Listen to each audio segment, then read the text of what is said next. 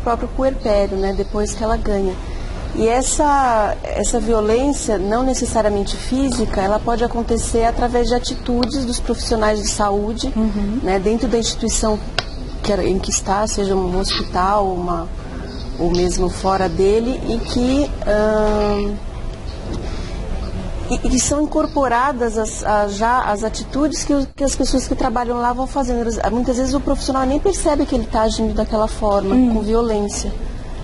Porque aquilo para ele é corriqueiro. Isso. Mas para a mulher que está ali, é um momento, acho que a gente pode dizer, um dos mais especiais da vida dela, né? E que muitas vezes acaba sendo banalizado pelo profissional, seria isso?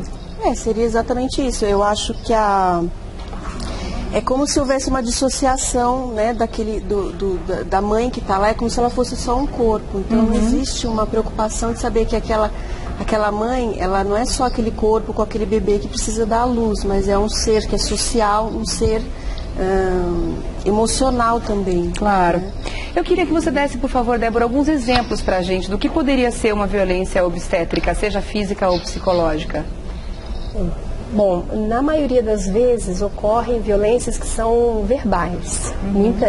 Teve uma pesquisa em 2010 da Fundação Perseu Abramo que mostrou que 25% das mulheres entrevistadas relatavam ter tido algum tipo de violência obstétrica. A maioria delas na forma de xingamentos, reprimendas. Então, por exemplo, dessas violências verbais. Não grita agora, porque na hora de fazer você não gritou, você não chorou. E como é que ele sabe que ela não gritou? Então, pois não faz nada, né? Entre outras coisas, mas na verdade, o problema é o constrangimento que aquela pessoa passa com isso, no momento em que ela está fragilizada. Fisicamente, o que pode acontecer dentro desse quadro da violência obstétrica? Fisicamente, a gente se preocupa principalmente com as intervenções dolorosas, não baseadas em evidências científicas e que geram, às vezes, a cascata de intervenções na sequência. E muitas das vezes, intervenções também sem o consentimento da mulher, sem ela nem ao menos ter sido informada, quanto mais consentido com aquele procedimento. Tá. Quando a mulher está fazendo questão ou gostaria muito que tivesse um momento, o parto normal ou o parto natural, e o médico intervém de uma forma que acaba convencendo a mulher a fazer uma cesárea, seja por uma circular de cordão ou qualquer outro motivo que pode ser apresentado ali na hora, independente de ser possível ou não, isso pode ser considerado uma violência obstétrica? Nós consideramos uma violência obstétrica toda vez que o procedimento não é adequadamente indicado, não é uma indicação estrita e contrapõe-se à vontade e os desejos daquela mulher.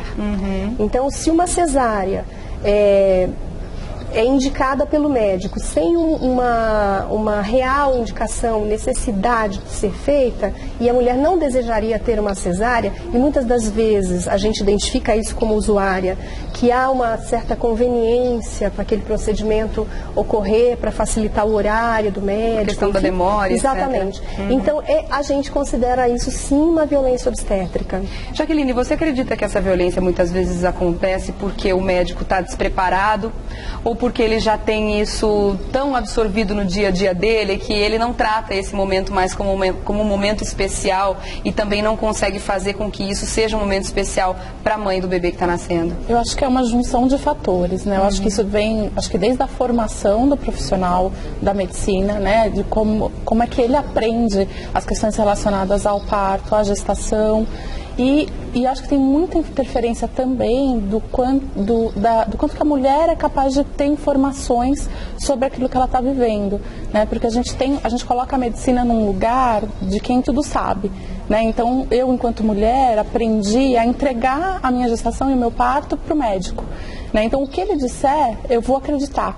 Né? Então, muitas vezes a mulher, por não ter informação, ela não contrapõe. E esse médico que vem com essa formação, que também não está, muitas vezes, baseada na questão do parto humanizado, que não está acostumado a empoderar essa mulher e a participar daquele parto como um acompanhante, né, como um parceiro que vai estar ali junto para o caso de uma necessidade real da intervenção médica, né? Então a junção desses fatores acaba muitas vezes favorecendo a ocorrência da violência, né? Tanto a falta de informação da mulher, informação de qualidade, né? Esse desempoderamento, essa mulher que não acredita que ela é capaz, mas, né, a gente hoje ouve as mulheres falando, não, mas eu não consigo, né, eu não posso, né, hoje em dia é muito difícil, né, e esse médico que traz, acho que toda essa bagagem que vem da própria formação do profissional mesmo. E fica muito difícil a mulher, no momento do parto, contestar qualquer decisão que o médico tenha. Sim. Não é a hora de questionar nada, a gente vai acreditar 100%, tudo que a mulher quer, que o neném nasça com saúde, que tudo dê certo, que tudo corra da melhor maneira possível. E muitas vezes o médico se coloca nessa posição de semideus, e o que eu falo é lei, e o que eu estou falando é o correto. Por isso que a mulher fica muito fragilizada e, de repente, não estou falando só dos médicos, mas os enfermeiros, todo mundo que está assistindo aquele momento do parto, que está dando uma assistência, pode se colocar numa posição até de superioridade e complicar a vida da parturiente, né? Por isso que desculpa, dá licença só um pouquinho. Esse modelo que a gente tem de assistência médica, né, é um modelo, dizendo assim, masculino, né, em que os médicos tendem a serem mais impessoais, muita objetividade, muita impessoalidade, autoridade, né? E o uso da tecnologia muitas vezes quando é desnecessário, justamente numa questão que não é médica, né? Que é um ato fisiológico, que é o de parir, né? E aí que as coisas se confundem quando você, quer dizer, até que ponto uma coisa é ser impessoal, é ser frio e autoritário, até que ponto que eu já estou indo para o desrespeito, né? Então esse limite fica perdido aí facilita, né, a ocorrência das violências. Porque são dois momentos bem diferentes, né? O médico fazendo ali o seu trabalho, agindo como um profissional, e os pais passando pelo momento mais emotivo da vida deles, né? Por isso que uma das questões que mais previne a violência obstétrica é a garantia do cumprimento da lei que permite que a mulher escolha o acompanhante e que a acompanhe desde o pré-parto, durante o parto e no pós-parto imediato.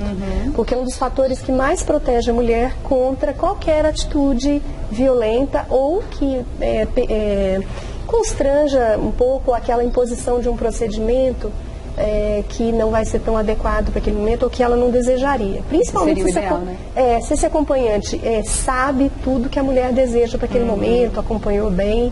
Então, para que as pessoas em casa até se identifiquem, porque muitas vezes mulheres ou até homens que passaram por esses momentos, estão assistindo o programa agora, podem ter passado por várias situações e não identificaram isso como uma violência obstétrica, né, propriamente dita.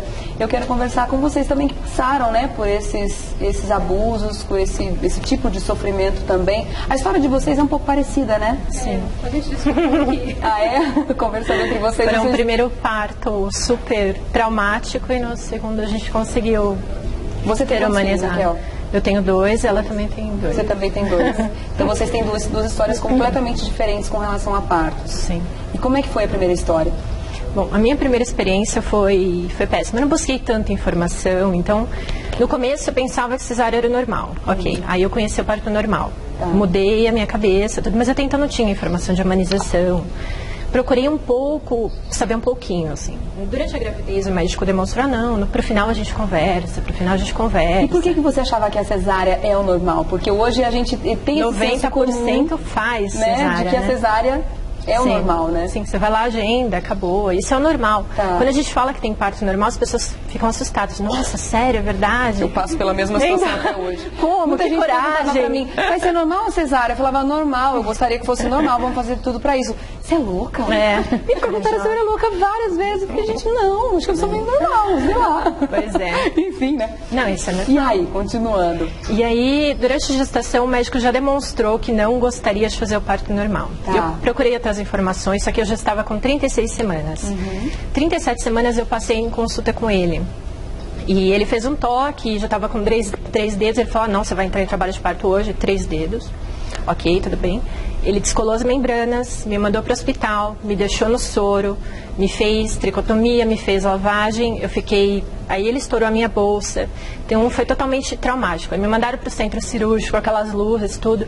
Deita, cobre, sabe, anestesista. Não, agora você vai ficar quieta porque eu tenho que dar anestesia, não se mexe, que você pode ficar paralítica, aquelas coisas bacanas assim. episiotomia enorme, que eu fiquei 20 dias a mais para me recuperar disso. Para mim foi a pior parte, assim. Então, tiraram a minha neném, foi exatamente como uma cesárea. Põe do meu lado, eu olho, levam, aspiram, faz tudo, acabou. Não tive contato nenhum com meu filho. Com a minha filha, né, no caso. Todas as vantagens que a gente fala hoje do parto normal, né, que existem, e, na minha opinião, são muitas. Você não teve nenhuma delas, você não viveu nenhuma delas. Não. Mas, assim, isso não me convenceu de que era normal. Comecei a buscar informação, comecei a ver vídeos. E, por coincidência, conheci a doutora Débora, que uma amiga minha indicou. Tudo.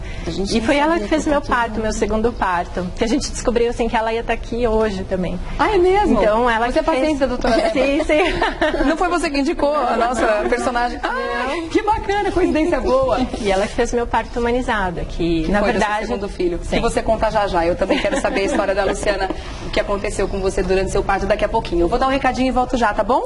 Até já, meninas. Esse é um assunto maravilhoso da gente conversar, porque realmente falta muita informação.